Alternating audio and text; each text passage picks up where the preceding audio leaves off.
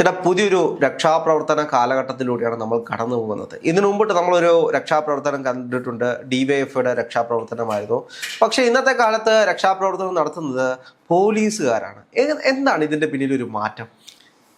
മാറ്റം എന്ന് പറഞ്ഞാൽ വേറെ ഒന്നുമല്ല, 10 വർഷത്തെ പിണറായി ഭരണത്തിന് അത് അറുതി വന്നു എന്നുള്ളതാണ്. അല്ല, പിണറായിയുടെ ഡ്രൈവർക്ക് തന്നെ അടി കിട്ടണമെന്നൊന്ന് ആലോചിച്ച് നോക്കൂ. അതെ, അതാണ് ഞാൻ പറയുന്നത്. 10 വർഷത്തെ പിണറായി കാലത്തിന്റെ മാറ്റം വന്നു. കാരണം തിരുവായ്ക്ക് എതിർവായി ഇല്ലാതെ എല്ലാം അവിടെ നിന്ന് ഇങ്ങോട്ട് പറയുന്നു, എല്ലാവരും തലകുലുക്കി ചോദിക്കുന്നു. ഒരു ചോദ്യം ചോദിച്ചാൽ വീട്ടിൽ പോയി ചോദിക്കാൻ പറയുന്ന ഒരു ഭരണത്തിൽ നിന്ന് ഒരു മാറ്റം കേരളത്തിൽ ഉണ്ടായി. ആ മാറ്റമാണ് ഇപ്പൊ കാണുന്ന മാറ്റം. ഇപ്പൊ രാഹുൽ പറഞ്ഞ പോലെ പിണറായി വിജയന്റെ ഡ്രൈവറെ മർദ്ദിച്ചു എന്ന് പറയുന്ന സംഭവം അത് മൊത്തം നമ്മൾ പരിശോധിക്കും. കാരണം AKG സെന്ററിലെ ജീവനക്കാരനായ അനൂപാണ് ഇതിൽ പരാതിക്കാർക്ക് കൊടുത്തിരിക്കുന്നത്. പിണറായി വിജയൻ പോലീസ് എസ്കോർട്ടോടെ തമ്പാനൂർ റെയിൽവേ സ്റ്റേഷനിലേക്ക് വരുന്നത് AK സെന്ററിലെ കാറിനാണ്, സ്വകാര്യ കാറിലാണ്. ആ എസ്കോർട്ട് പോയതിനു ശേഷം ഈ കാർ അവിടെ ഇടുന്നു. അപ്പോൾ പോലീസുകാർക്ക് ലഭിച്ച നിർദ്ദേശം ഒരു VIP, അതായത് പ്രതിപക്ഷ നേതാവ് വരുന്നുണ്ടെന്ന് പറഞ്ഞു. അതിന്റെ ഭാഗമായി റൂട്ട് ഒരുക്കാൻ വേണ്ടി ക്ലിയർ ചെയ്യാനാണ് പറഞ്ഞത്. ഔദ്യോഗിക കാറല്ല, സ്വകാര്യ കാറാണ്. ഈ പോലീസുകാർക്ക് അറിയില്ല ഇത് പിണറായി വിജയൻ വന്നതാണെന്നോ ഒന്നും അറിയില്ല. പോലീസുകാർ സ്വാഭാവികമായി ഡ്രൈവറോട് പറയുന്ന രീതിയിൽ പറഞ്ഞു കാണാം. എന്ന് വെച്ചാൽ പോലീസുകാർ ന്യായീകരിക്കുന്നില്ല, അവരുടെ ഭാഷ എന്താണെന്ന് നമുക്ക് എല്ലാവർക്കും അറിയാം. അവരെ മാറ്റിയിടാൻ പറയുന്നു. ഇവർ പിണറായി വിജയന്റെ ഡ്രൈവർ തിരിച്ചും അതേ രീതിയിൽ തന്നെ ഇരിക്കാം. കാരണം 10 വർഷമായിട്ട് പറഞ്ഞുകൊണ്ടിരുന്ന ധാർഷ്ട്യം പെട്ടെന്നൊന്നും പോകത്തില്ലല്ലോ. ആ ധാർഷ്ട്യത്തിൽ തന്നെ പറഞ്ഞിരിക്കാം. ഇവരുടെ പോലീസിന്റെ ആക്ഷൻ എടുത്തു കാണാം. ഇതാണ് അവിടെ നടന്നത്. പക്ഷേ ഇത് എപ്പോഴാണ് നടക്കുന്നതെന്ന് വെച്ച് കഴിഞ്ഞാൽ ഭരണം മാറി പിണറായി വിജയൻ പ്രതിപക്ഷ നേതാവായപ്പോൾ ഇത് നടക്കുന്നത് കൊണ്ടാണ് എല്ലാവരും അതിനെ ഒരു ചിരിയോടെ കാണുന്നത്. കാരണം മുമ്പെന്ന് പറഞ്ഞു കഴിഞ്ഞാൽ രക്ഷാപ്രവർത്തനത്തിന് എന്നും വിശേഷിപ്പിക്കുന്ന പിണറായി വിജയൻ തന്നെ വിശേഷിപ്പിക്കുന്ന ആക്ഷനുകളാണ് നടക്കുന്നത്. മുഖ്യമന്ത്രി പോകുന്ന റോഡിന്റെ 1 കിലോമീറ്റർ പരിധിക്ക് പോലും ഒരു മനുഷ്യനും പോകാൻ പറ്റാത്ത രീതിയിൽ പൂർണ്ണമായും അടച്ചിട്ട് 40 വാഹനങ്ങളുടെ അകമ്പടിയിൽ പറന്നു പോയിക്കൊണ്ടിരുന്ന ആളാണ് പിണറായി വിജയൻ. അതിൽ നിന്ന് ഇപ്പോ ഒരു സ്വകാര്യ കാറിൽ ഒരു എസ്കോർട്ടായിട്ട് വന്നിരിക്കുകയും ആ വണ്ടി ഓടിച്ചായിരുന്ന ആളെ തന്നെ പോലീസ് മർദ്ദിക്കുകയും ചെയ്യുന്ന തലത്തിലേക്ക് കാര്യങ്ങൾ മാറുന്നത് ഭരണത്തിന്റെ സുഖത എല്ലാം കഴിഞ്ഞു. ഇനി വരും കാലം ഇങ്ങനെയാണെന്നുള്ളൊരു സൂചനയാണ്. അല്ല, ഇതിന്റെ ഏറ്റവും വലിയ രസം എന്ന് പറയുന്നത് ജയിച്ച് പിറ്റേ ദിവസം തന്നെ പാലക്കാട് പാർട്ടി ഓഫീസിൽ കയറി അടിക്കുന്ന പോലീസുകാരാണ്. പോലീസുകാർക്ക് ഒരു ധൈര്യം വന്നിട്ടുണ്ട്. അത് എന്തുകൊണ്ടാണ് ആ ഒരു ധൈര്യം എന്ന് പറയുന്നത്? അല്ല, നമ്മുടെ പോലീസുകാർ എപ്പോഴും അങ്ങനെയാണ്. ഭരണം മാറിക്കഴിഞ്ഞാൽ പോലീസുകാരാണ് ആദ്യം മാറുന്നത്. അത് നമ്മുടെ പോലീസിന്റെ ഒരു പ്രത്യേകതയാണ്. ഭരണം മാറിക്കഴിഞ്ഞാൽ ഭരണത്തിലിരിക്കുന്ന മുന്നണിയിൽ അത് അവരുടെ ഗതികേട് കൊണ്ടാണ് കേട്ടോ. അവരുടെ കുഴപ്പമൊന്നും പറയാൻ പറ്റില്ല. ഇപ്പൊ CPM ഭരിക്കുന്ന കാലത്ത് ഏറ്റവും ഒരു താഴെത്തട്ടിലുള്ള ഒരു ബ്രാഞ്ചിലുള്ള ഒരു സാധാരണ പ്രാദേശിക നേതാവ് വിചാരിച്ചാൽ പോലും ഒരു പോലീസുകാരനെ ട്രാൻസ്ഫർ ചെയ്യിക്കാനും എല്ലാം പറ്റും. അതുകൊണ്ട് തന്നെ ഭരണത്തിലിരിക്കുന്ന മുന്നണിയിലെ രാഷ്ട്രീയ നേതാക്കൾക്കും അവരുടെ പ്രവർത്തകർക്കും പോലീസ് ഒരു കരുതൽ കൊടുക്കും. അതല്ലല്ലോ പ്രതിപക്ഷത്തിരിക്കുമ്പോൾ കിട്ടുക. അതുകൊണ്ടാണ് തെരഞ്ഞെടുപ്പ് വിജയത്തിന്റെ പ്രകടനത്തിന് നേരെ കല്ലേറുണ്ടാകുമ്പോൾ പാലക്കാട് DC ഓഫീസിലേക്ക് പോലീസ് ഇരച്ചെത്തുന്നത്. ഇവിടെ തിരുവനന്തപുരത്ത് പിണറായി വിജയന്റെ വീട്ടിൽ ED റെയ്ഡ് നടന്ന് ഒരു ക്രമസമാധാന പ്രശ്നം ഉണ്ടായി. ED ഉദ്യോഗസ്ഥരെ ആക്രമിച്ചു കഴിയുമ്പോൾ അതേ സമയത്ത് തന്നെ പ്രവർത്തകര് ആ കേസിൽ പ്രതികളായിട്ടുള്ള ആക്രമിച്ചവരെ പിടിക്കാൻ പോലീസ് തിരുവനന്തപുരം ജില്ലാ കമ്മിറ്റി ഓഫീസിലേക്ക് ഇരച്ചെത്തുന്നതും ഭരണമാറ്റത്തിന്റെ സൂചനയാണ്. അല്ല, ഇതിനപ്പുറത്തേക്ക് വേറൊരു രസം എന്ന് പറയുന്നത്, ഇപ്പോൾ പിണറായി വിജയൻ ഇത്തരത്തിൽ വലിയ ആളുകളെ കൂട്ടി അല്ലെങ്കിൽ രക്ഷാപ്രവർത്തനം നടത്തി പോകുന്ന കാലഘട്ടത്തിൽ ഈ പോലീസുകാർ, ഇപ്പോൾ തലപ്പത്തിരുന്ന പല പോലീസുകാരുണ്ടല്ലോ, ഇതിനെല്ലാം നേതൃത്വം കൊടുത്തിരുന്ന ആളുകൾ, ഇവരെയൊക്കെ അങ്ങ് വയനാട്ടിലേക്കും കാസർഗോഡേക്കും അങ്ങനെ ബസ്സില്ലാത്ത, കാറില്ലാത്ത, ട്രെയിനില്ലാത്ത ഇടങ്ങളിലേക്ക് യാത്ര അയക്കുന്നു എന്നൊരു വാർത്തയും വരുന്നുണ്ട്. അത് നമ്മൾ നോക്കുകയാണെങ്കിൽ കോൺഗ്രസിൽ ഒരു പതിവില്ലാത്തൊരു പ്രതികാരമാണ് ഇപ്പൊ കാണുന്നത്. കാരണം നേരത്തെ കോൺഗ്രസ് ഇങ്ങനെ ട്രാൻസ്ഫറും കാര്യങ്ങളും ഉദ്യോഗസ്ഥനെ മാറ്റിയിരുത്തുക, ട്രാൻസ്ഫർ ഒക്കെ ചെയ്യുമെങ്കിലും ഇത്ര അഗ്രസീവായ കാര്യങ്ങൾ ചെയ്യാറില്ല. ഇപ്പൊ തിരുവനന്തപുരത്തിരുന്ന ഉദ്യോഗസ്ഥന് ട്രെയിനില്ലാത്ത ഒരു സ്ഥലത്തേക്ക് എന്ന് പറഞ്ഞാൽ വയനാട്ടേക്കാണ് പോസ്റ്റ് ചെയ്തത്. അത്രയ്ക്കാണ് കൃത്യമായി ഓരോരുത്തരെയായി കണ്ടുപിടിച്ച് അവരെല്ലാം ട്രാൻസ്ഫർ ചെയ്തിട്ടിരിക്കുകയാണ്. അത് മാത്രമല്ല, ഈ രക്ഷാപ്രവർത്തനം നടത്തിയ പോലീസ് ഉദ്യോഗസ്ഥർ എവിടെയാണ്? അവർ ഒളിവിലാണ്.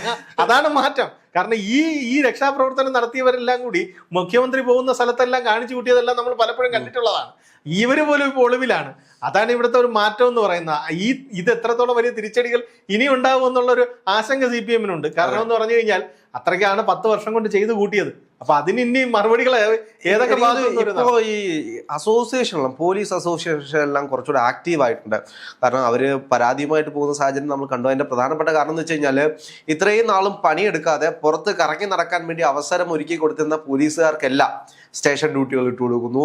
അങ്ങോട്ട് അത് താഴെ തള്ള പോലീസുകാരെല്ലാം അസോസിയേഷൻ തീരുമാനിക്കുക, അവനവിടെ പോട്ടെ ഇവിടെ പോട്ടെ. അപ്പോൾ ഉപദ്രവിച്ചവരെ എല്ലാം കൊണ്ട് പണിയെടുപ്പിക്കുന്ന ഒരു കാഴ്ചയാണ്.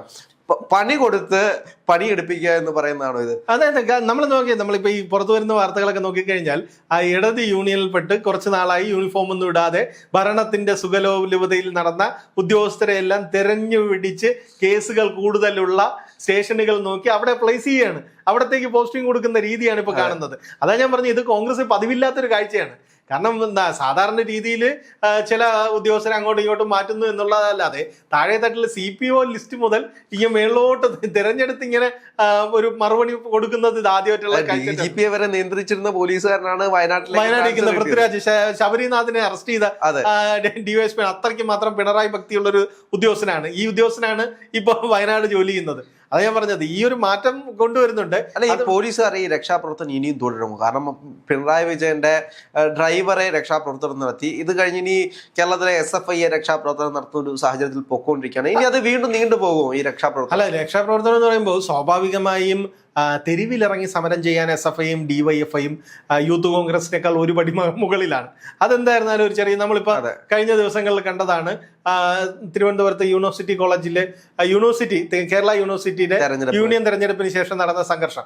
അതിനുശേഷം സംസ്ഥാന വ്യാപകമായി അതിന്റെ പേരിൽ വിദ്യാർത്ഥികൾ തെരുവിൽ ഇറങ്ങി തുടങ്ങിയ സമയത്താണ് ഈ പിണറായി വിജയന്റെ വീട്ടിൽ ED റെയ്ഡ് നടന്നത്. അതുകൊണ്ട് മാത്രമാണ് ആ സമരം ഒരു തുടർ സമരം ആവാത്തത്. അല്ല, ആവേശം അത്രയും കടലോളം പൊങ്ങി വന്നിട്ടേ ഇവരെല്ലാം ഇപ്പോ എനിക്കൊന്ന് തിരുവനന്തപുരത്ത് ആളെ കിട്ടാനില്ലെന്നൊക്കെ പറയുന്നുണ്ട് SFI. അല്ല, കാരണം അത്രയ്ക്ക് പേരാണ് ഈ പിണറായി വിജയന്റെ കേസുമായി ബന്ധപ്പെട്ട് ഒളിവിലുള്ളതും പ്രതിയാകുമോ എന്ന ആശങ്കയിലുള്ളതും. കാരണം തിരുവനന്തപുരത്ത് സ്കൂൾ തുറക്കുന്ന സമയത്ത് സമരത്തിന് SFIക്കാർ എങ്ങനെ ഇറങ്ങും? അതൊരു വലിയ പ്രതിസന്ധിയാണ്. കാരണം എന്താണെന്നറിയോ, ഈ പിണറായി വിജയന്റെ വീട്ടിൽ നടന്ന മകൾക്കെതിരെ നടന്ന റെയ്ഡ് തടയാൻ പോയി ഉദ്യോഗസ്ഥരെ ആക്രമിച്ച കേസിൽ ആരൊക്കെ പ്രതിയാവുമെന്ന് സഖാക്കൾക്ക് അങ്ങോട്ടും ഇങ്ങോട്ടും അറിഞ്ഞൂടാത്ത അവസ്ഥയാണ്. കാരണം അത് 200ഓളം പേരൊക്കെയാണ്, അത് 200ഓളം പേരാ ഇതിൽ പ്രതിയാവുന്നേ. അപ്പൊ ഇവരില് ഇപ്പൊ ഒരു 10-20 പേര് 1 മുതൽ 20 വരെയുള്ള കേസിലെ പ്രതികളായിട്ടും പ്രധാന നേതാക്കളായിട്ടും പാർട്ടി കൊടുത്ത പ്രതികളായിട്ടുമാണ് ഉൾപ്പെടുത്തിയിരിക്കുന്നത്. അതല്ലാതെ ബാക്കി ആരൊക്കെ പ്രതികളാണെന്ന് അറിയില്ല. അതുകൊണ്ട് തന്നെ ഈ തുടർ സമരങ്ങളിലൊക്കെ പോയി ഇനി ഏതെങ്കിലും കൂടുതൽ കേസുകൾ വന്നാൽ എന്ത് ചെയ്യുമെന്നുള്ള ചിന്ത സ്വാഭാവികമായിട്ട് SFIക്കാർക്കുണ്ട്. നമ്മൾ നേരത്തെ നോക്കിയാൽ മതി, ഗവർണർ ആരിഫ് മുഹമ്മദ് ഖാനെ തടഞ്ഞ കേസിലെ പ്രതികളായ കുട്ടികൾ, അവരൊക്കെ ഏത് കാലത്താണ് എന്തെല്ലാം വകുപ്പുകൾ അവർക്കെതിരെ ചുമത്തിയിരിക്കുന്നത്? അവർ ഏത് കാലത്താണ് ഈ കേസുകളെല്ലാം തീർത്ത് അവരുടെ ജീവിതത്തിൽ അവരിനി എങ്ങനെ മുന്നേറും, അവരുടെ ഭാവി എന്താണെന്നുള്ളൊരു ആശങ്കയുണ്ട്. ഓരോ കേസും അങ്ങനെയാണ്. ചിലപ്പോൾ കേസ് നടത്തിപ്പിന് CPM സഹായിക്കുമായിരിക്കും, CPM പിരിവെടുക്കും, ബക്കറ്റ് എടുക്കും, ഫണ്ട് പിരിക്കും, കേസ് നടത്താൻ സഹായിക്കും. പക്ഷെ ഇവരുടെ ഭാവി, അവതാളത്തിലായി പോകുന്ന ഭാവി എന്ത് ചെയ്യും? നമ്മളിപ്പോൾ നോക്കുകയാണെങ്കിൽ കഴിഞ്ഞ ദിവസമൊക്കെ ഈ കേസിൽപ്പെട്ട പ്രതികളുടെ വീടുകളിലൊക്കെ CPM നേതാക്കൾ പോകുന്നുണ്ട്. അതിന്റെ ചിത്രങ്ങൾ എടുത്ത് ഫേസ്ബുക്കിലൊക്കെ എടുത്തിട്ടുണ്ട്. നമ്മൾ മുൻ മന്ത്രിയായിരുന്ന V ശിവൻകുട്ടിയൊക്കെ എടുത്ത ഫേസ്ബുക്ക് പോസ്റ്റുകൾ നോക്കണം. ആ പോസ്റ്റുകളൊക്കെ എത്ര സാധാരണക്കാരനായ വീടുകളിലാണ് പോകുന്നത്. അടിച്ചവന്റെ വീടും അടിക്കാൻ നേതൃത്വം കൊടുത്തവന്റെ വീടും അടിച്ചവന്റെ വീടും നോക്കിക്കഴിഞ്ഞാൽ മനസ്സിലാവും സാധാരണ മനുഷ്യൻ. അവൻ ഡെയിലി ജോലിക്ക് പോയി കൊണ്ടുവരുന്ന വരുമാനം കൊണ്ട് മാത്രം കഴിയുന്ന കുടുംബങ്ങളിലുള്ളവരാണ്. അപ്പൊ അവരുടെ വരുമാനം എന്ത് ചെയ്യും? അവരെങ്ങനെ ജീവിക്കും? അങ്ങനെയുള്ള ഒരുപാട് ചിന്തകളും. എന്റെ കാഴ്ചപ്പാട് സമരം ചെയ്യുന്നൊന്നും തെറ്റല്ല, പക്ഷെ ഇത് സമരമല്ല, ഇത് ഗുണ്ടായിസമാണ് എന്ന് അവരെ പറഞ്ഞ് മനസ്സിലാക്കാൻ. പക്ഷെ ഇവിടുത്തെ മാധ്യമപ്രവർത്തകർ അവരെ സമ്മതിച്ചു കൊടുത്തേ പറ്റും. മാധ്യമപ്രവർത്തകർ അവർ ജോലി കൃത്യമായിട്ട് ചെയ്യുന്നത്. കാരണം എല്ലാ വിഷയത്തിലും ആരൊക്കെ ഒരു മുട്ട എറിയുന്നത് കൊണ്ട് ഒരു കല്ലും കൊണ്ട് ആരെങ്കിലും വരുന്നുണ്ടെങ്കിൽ അത് തന്നെ കൃത്യമായിട്ടെടുത്ത് പോലീസുകാർക്ക്, എനിക്ക് തോന്നുന്നു മറ്റേ ഷൂസ് എറിയുന്ന സമയത്താണ് മാധ്യമങ്ങൾ ഇത്തരത്തിൽ വിഷ്വൽസ് ശേഖരിച്ചു വെക്കാൻ തുടങ്ങിയത്. ഇപ്പോൾ നടന്ന വിഷയത്തിലാണെങ്കിൽ പോലും മാധ്യമങ്ങളുടെ വിഷ്വൽസ് കൊണ്ടാണ് പോലീസുകാർ കേസ് എടുക്കുന്നത്. എന്താണ്, മാധ്യമങ്ങളാണ് ഇവിടെ ഏറ്റവും നല്ല പണിയെടുക്കുന്നത് അല്ലേ? തീർച്ചയായിട്ടും. കാരണം എന്ന് പറഞ്ഞാൽ നമ്മൾ കേരളത്തിൽ മാധ്യമങ്ങളുടെ എണ്ണം വളരെ കൂടുതലാണ്.